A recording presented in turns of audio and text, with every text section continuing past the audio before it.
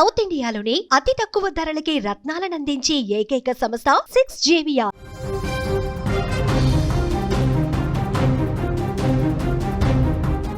ఆంధ్రప్రదేశ్ రాష్ట్ర ఇంటర్మీడియట్ విద్యార్థులకు విద్యామండలి శుభవార్త అందించింది. ఈ విద్యా సంవత్సరం నుంచి NCERT సిలబస్ను అమలు చేస్తున్న నేపథ్యంలో పరీక్షా విధానంలో కొన్ని కీలకమైనటువంటి సంస్కరణలు తీసుకొచ్చింది. ముఖ్యంగా పాస్ మార్కుల విషయంలో కొద్దిపాటి తేడాతో ఫెయిల్ అవుతున్నటువంటి విద్యార్థులకు భారీ ఊరట కల్పించింది. అరమార్కు సడలింపు ఇస్తూ బోర్డు కీలక నిర్ణయం తీసుకుంది. అయితే ఇది ఫిజిక్స్, కెమిస్ట్రీ, బయాలజీ వంటి సబ్జెక్టులకు మాత్రమే మార్పు వర్తిస్తుంది. ఇప్పటి వరకు ప్రథమ, ద్వితీయ సంవత్సరాల రాత పరీక్షల్లో కలిపి ఉత్తీర్ణత సాధించాలంటే కనీసం 59.50 మార్కులు అవసరం. ఇప్పుడు దాన్ని 59 మార్కులకు తగ్గించారు. అంటే అరమార్కు తక్కువ వచ్చినా విద్యార్థుల్ని పాస్ అయినట్లుగానే పరిగణిస్తారన్నమాట. ఈ అరమార్కును సెకండ్ ఇయర్ ప్రాక్టికల్స్ పరీక్షల్లో సర్దుబాటు చేయనున్నట్లు బోర్డు స్పష్టం చేసింది. అయితే ప్రాక్టికల్స్లో పాస్ మార్కును మాత్రం 10.5 నుంచి 11 మార్కులకు పెంచారన్నమాట. ఈ సంస్కరణలో భాగంగా మొదటి సంవత్సరం పరీక్షల్లో కొత్తగా 1 మార్కు ప్రశ్నను ప్రవేశపెట్టారు. అయితే 1 మార్కు, 2 మార్కుల ప్రశ్నలకు ఎలాంటి ఛాయిస్ ఉండదని స్పష్టం చేశారు. ఇప్పటి వరకు వేరువేరుగా ఉన్న బోటనీ, జువాలజీ పేపర్లను కలిపి బయాలజీ పేపర్గా మార్చారు. ఈ పరీక్షలో బోటనీ నుంచి 43, జువాలజీ నుంచి 42 మార్కులకు ప్రశ్నలు ఉంటాయి. ఇదిలా ఉంటే కొన్ని పాత నిబంధనలను యథాతథంగా కొనసాగిస్తున్నారు.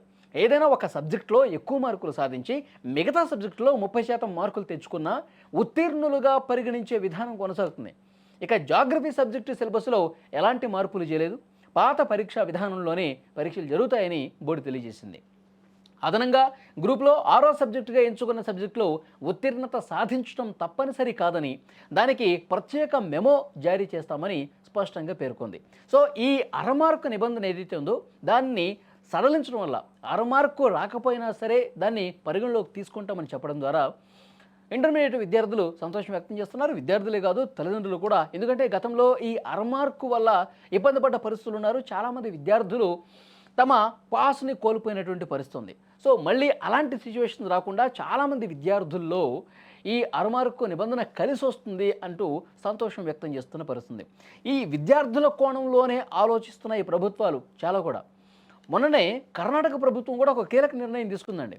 SSCలో 10వ తరగతిలో 35 మార్కులు వస్తేనే పాస్ అన్నట్టుగా ఉంది. కానీ దాన్ని 2 మార్కులు తగ్గించింది. 33 మార్కులు వచ్చినా సరే పాస్ అని చెప్పి కర్ణాటక విద్యాశాఖ కీలకమైనటువంటి ఉత్తర్వులు జారీ చేసింది. ఎందుకంటే 10వ తరగతిలో 1-6 మార్కులతో ఫెయిల్ అయిపోతే వాళ్ళు మళ్ళీ పై చదువులకు వెళ్ళట్లా, సప్లిమెంటరీస్ రాయట్లేదు.